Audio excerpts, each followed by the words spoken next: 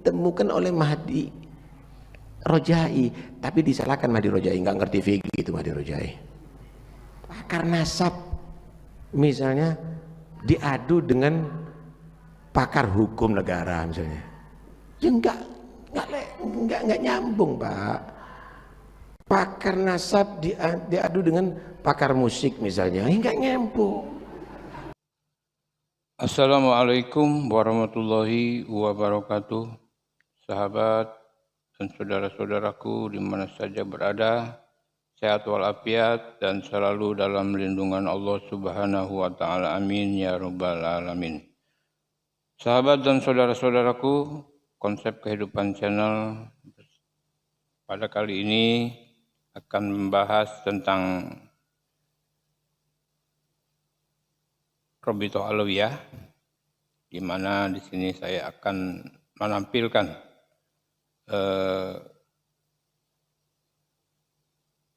Ketua Robito Alawiyah, yaitu Taufik Assegaf, ini ya, yang akan memberikan ceramah atau pencerahan atau menyampaikan satu permasalahan kepada para jamaah. Akan tetapi hal ini sangat penting dan perlu diketahui dan dipantau oleh pihak yang berwenang. Mengapa? Sebab pihak Robito Alawiyah menurut Taufik Assegaf akan mengeluarkan buku pelajaran agama yang akan diberikan atau akan disebarkan kepada sekolah-sekolah dan pesantren-pesantren serta madrasah-madrasah. Dan hal ini nanti sebelum buku ini diterbitkan, ini harus terlebih dahulu dikaji dan dipelajari oleh pihak-pihak yang terkait. Seperti misalnya Departemen Agama, Departemen Pendidikan, dan departemen lainnya. Kemudian untuk di masyarakatnya, yaitu PBNU dan Muhammadiyah, ini harus dan sangat perlu sekali mempelajari buku ini.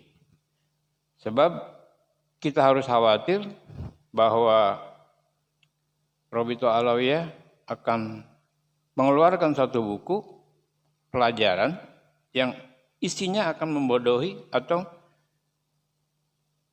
menyampaikan berita-berita halusinasi yang tidak baik atau klaim-klaim sejarah yang salah. Ini harus dikaji dan harus diketahui, bahkan harus ditindaklanjuti permasalahan ini.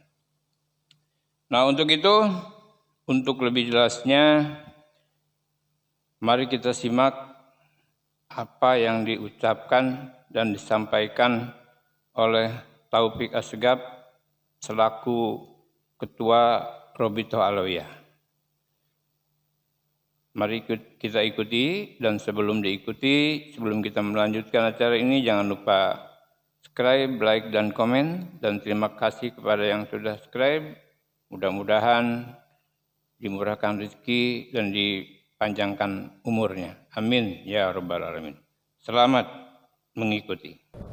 Ini berkaitan dengan fenomena bagaimana sikap kita tentang fitnah-fitnah akhir zaman seperti ini, bagaimana ulama difitnah, Ustaz. Apakah kita cuek dengan keadaan itu atau kita menyelamatkan sesama muslim termasuk saudara kita? Bagaimana saudara kita ikut dengan fitnah-fitnah tersebut? Assalamualaikum. Salam. Ntar lagi akan keluar buku kok. Ini fitnah sekarang, masalah habaib atau yang lainnya ya. Ntar lagi akan keluar buku. Nanti itu bisa dipelajari sama ustadz-ustadz, ngajari murid-muridnya, pondok-pondok dipelajari itu, ditatar mereka semuanya biar tahu kebodohan dan kesesatan yang ada sekarang ini. Oke, ditunggu. Ntar lagi di launching. Kitab itu ada di launching. Anda harus paham bahwa yang ditulis sama dia itu nahunya berantakan, fikihnya berantakan, kemudian ilmunya berantakan. Inilah dikemas seakan-akan ilmiah, padahal itu adalah kebodohan dan pembodohan. Enggak apa-apa, biar mereka berkoar-koar. Nanti sebentar lagi Anda akan bisa tertawa dengan itu semuanya. Entar lagi dia akan dia akan merasa betul-betul terhina nantinya daripada terlalu arogan, pede, percaya diri, percaya diri. Ya sudah, mau diapakan? Mau ditarik kembali? Sulit. Akhirnya semua kitab-kitab karyanya dikritik sekarang, dipelajari sama orang. Loh, di Indonesia ini banyak ahlul ilm kok, banyak yang pinter-pinter. Bukan mereka nggak mengerti, banyak yang pinter-pinter. Saya mau tanya, kalau kamu tadi itu misalnya belajar kitab fikihnya Imam Syafi'i, tapi kamu mengkritik Imam Syafi'i, hebat nggak ente? Kalau ente belajari kitab fikihnya Imam Nawawi, tapi ente tidak setuju dengan Imam Nawawi, malah kamu kritik, padahal kamu ngajarkan kitabnya Imam Nawawi, hebat nggak ente? Yang dipakai dalil ya kitab yang ditemukan oleh Mahdi Rojai, tapi disalahkan Mahdi Rojai, nggak ngerti fikih itu Mahdi Rojai. Yang dibaca ya kitabnya Ibrahim Mansur. Wah, Ibrahim Mansur itu karena dia tadi itu begini itu dan ini loh. Kamu itu nyebutkan dalam kitab kamu, orang-orang itu ditentang, sumber kitabnya dia ditentang sama dia gara-gara tidak mendukung pendapatnya dia. Hebat nggak orang ini? Ya udah, biar ya orang yang hebat itu nanti akan bisa diketahui kok. Nggak usah kita ladeni, terlalu naif. Kamu harus pintar sebentar lagi. Sebentar lagi harus pintar dan harus mempelajari itu semuanya. Dan nanti akan diadakan pelajaran-pelajaran di daerah-daerah tadi itu tentang pembodohan ini semuanya, sehingga nanti siapapun yang akan muncul kamu hadapi dengan ilmiah. Udah nggak ilmiah kok. Karena itu lari-lari, diajak bahas nasab ke DNA, ke itu ke ini, lari-lari sekarang. Lari-lari. Katanya Gus Zaini ganta-ganti gawang. Kenapa? Takut gol, ganta-ganti gawang. Lah akhirnya apa? Permainannya nggak sah dong. Masa gawangnya ditaruh di tengah, pinggir itu ya nggak bisa.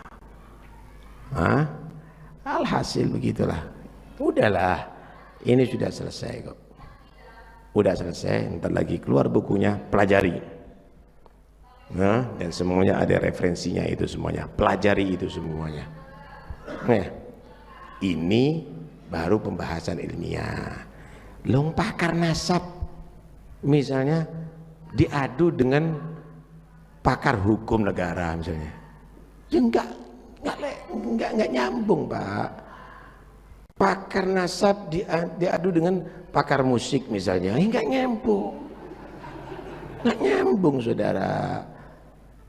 Yang bicara masalah penyakit jantung, ya jangan tukang jahit. Yang bicara otak, jangan nanti misalnya tukang musik. Nggak nyambung. Itu yang terjadi sekarang. Itu yang terjadi. Ya mau diapain? Lo medsos kok, semuanya bisa berbicara. Tapi Anda harus ilmiah. Kamu harus ilmiah, pondok-pondok harus ilmiah. Mereka harus menjawab secara ilmiah. Kita akan adakan nanti penataran ilmiah di dalam membahas pembodohan dan kebodohan ini semuanya. Udah tetap aja dalam jalur salaf yang ada ini semuanya. Udahlah, Ente ini sudah dikawal dengan ulama-ulama besar kok. Ada apa kok mau tertarik dengan celotehan-celotehan murahan itu? Nggak perlu. Nah, kita bahas tadi indah semuanya. Ini gara-gara ada urusan gini lagi, ruwet lagi ini. Ini semuanya nggak ada nilai semuanya. Ini bukan ilmiah. Nggak usah dipermasalahkan, nggak usah dibingungkan. Ojo didelok, ojo dirungokno. Paham ya? Ojo didelok, ojo dirungokno. Wis, mari. Selesai. Paham ya? Selesai. Cukup ya, mudah-mudahan manfaat semuanya. Barakah Fatihah untuk kesembuhan Syarifah Zahra binti Ahmad bin Umar bin Syahab, Bapak Soekarnoto. Wasair mardana anna Allah yudhib anhum al-asqama alam wa yamun alaihim ala jami' as-sihha wal-afiyah tama al-zahira al-batinah hissiyya wal-ma'nawiyah wa ala hadin yakul shifaan ajil ma'al lutuf syamil shifaan la yughadu sagaman wala alaman wa ala hadin yakul salihah wa ila nabi al-Fatihah. Mungkin sedikit pesan. Lihat Nabawi TV ya. Di situ ada Ading, Isa dan Wafi. Ada 7 episode. Itu di-share, dibagi kemana-mana. Cukup itu untuk bagi orang awam untuk memahami bagaimana ketidakilmiahan orang-orang itu semuanya. Di-share, ya, di-share. Dan masya Allah, tabarakallah, muncul orang-orang baru itu. Ya, ada di Jawa Barat ada Kiai Qurtubi itu menguasai ya, ada juga Gus Rumel itu ya, ada juga Habib Hanif, masya Allah, tabarakallah ya. Kemudian ada juga Gus Zaini ya, ada juga sekarang ini baru ini Rola Khalil itu. Nah itu preteli itu semuanya ya. Ada juga siapa itu, Gus Wafi, Ustadz Wafi ya, masya Allah. Ada juga sebenarnya yang sudah senior yang seperti Ustadz Idrus Romli itu juga menguasai ya. Banyak kok yang menguasai ini. Sekarang muncul bentar lagi nih, muncul dan itu ilmiah, nggak bulat, nggak melarikan diri ya, nggak hang gul sama tangan nanti ya. Nggak hang, ada aturannya, ikut sesuai dengan aturan ya, ikut sesuai dengan aturan. Mudah-mudahan insyaallah akan selesai. Boleh sedikit saya ceritakan? Dulu itu Sayyidina Ali dilaknat di setiap mimbar. Akhirnya di zamannya Sayyidina Umar, 80 tahun itu, di zamannya Sayyidina Umar bin Abdul Aziz, bukan Sayyid ya, Sayyidina Abdul Aziz, berusaha untuk menghilangkan pelaknatan kepada Sayyidina Ali. Itu di mimbar di setiap khutbah Jum'ah loh itu. Antum bisa bayangkan ahli bait saat itu. Akhirnya Sayyidina Umar bin Abdul Aziz memanggil satu orang Nasrani. Udah, kamu tak gaji.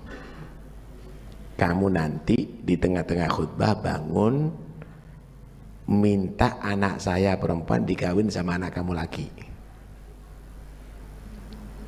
Pasti aku jawab, kamu muslim. Kamu jawab Nasrani. Nggak bisa, saya kawinkan anak saya muslimah dikawin dengan Nasrani. Kenapa? Karena kami meyakini orang muslim itu dapat rahmat Allah masuk surga. Orang yang non muslim itu dapat laknat Allah masuk neraka. Loh, kenapa Nabi kamu putrinya Fatimah dikawinkan dengan orang yang kamu laknat kalau begitu? Sampai di situ. Betul dilakukan itu, Pak. Amir Mukminin, saya punya anak laki senang dengan anak putri kamu. Ayo kita besaran. Kamu siapa? Saya fulan an-Nasrani. Ente agama Nasrani? Iya. Enggak boleh dong. Anak saya muslimah dikawin sama Nasrani. Kenapa? Karena kami meyakini muslimah di akhirat dapat rahmat masuk surga dan non muslim tidak dapat rahmat Allah, dapat laknat Allah masuk neraka. Loh, Nabi kamu mengawinkan putrinya dengan yang kamu laknat, Ali bin Abi Thalib. Nah, di situ Sayyidina Umar menyatakan tidak boleh ada lagi pelaknatan yang bersenali, diganti, Pak. Innallaha ya'muru bil adli wal ihsan wa ita'idil gurba wa yanha 'anil fahsya'i wal munkar. Itu dulu Allahumma al'an aliyan wa man ahabbahu wa man nasarahu wa man. Antum semuanya jangan banyak bicara. Ini kadang-kadang zukur-zukur ini ikut ngomong ini, bingung kita ini. Enggak ilmiah jadinya. Antum enggak usah banyak bicara.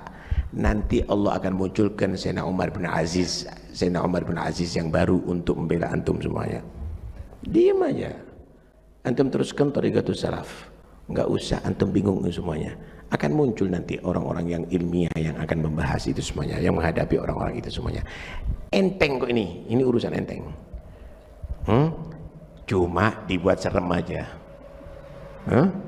Dibuat serem. Yang ada sekarang fitnah-fitnahan, ya. Gimana caranya keluarganya Taufik As-Segaf bisa bentrok sama keluarganya Ki Hamid, gitu kan?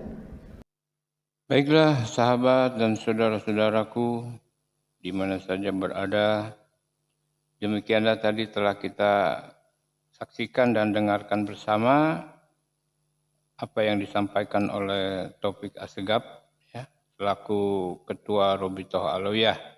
Dan yang kita simak tadi ada sedikit ya menilai kurang baik pendidikan agama saat ini menurut mereka, menurut beliau ya. Dan beliau atau mereka akan mengeluarkan buku yang lebih baik. Seperti itu ya. Nah, sedangkan lebih baiknya kurang baiknya di mana ya? Pendidikan agama di Indonesia yang dinyatakan kurang baik di mana gitu kan? Kita juga tidak ngerti ya. Ulama-ulama, kiai-kiai, guru-guru, profesor-profesor, dokter-dokter Indonesia itu di bidang agama itu udah bukan main ya. Apa-apa dari Indonesia ini, agama ini udah unggul ya. Kori terbaik internasional Indonesia ya kan. Terbanyak hafid Quran di Indonesia, terbanyak masjid di Indonesia ya kan. Apa yang kurang baiknya? Nah, kalau mereka menilai kurang baik berarti ada sesuatu niat di dalamnya. Dan ini harus diketahui, harus dipantau dan harus diikuti ya. Agar tidak terjadi pembodohan kepada anak-anak bangsa kita. Terima kasih segala perhatiannya. Silakan dikomen apabila tidak sepaham dan sampai berjumpa. Wassalamualaikum warahmatullahi wabarakatuh.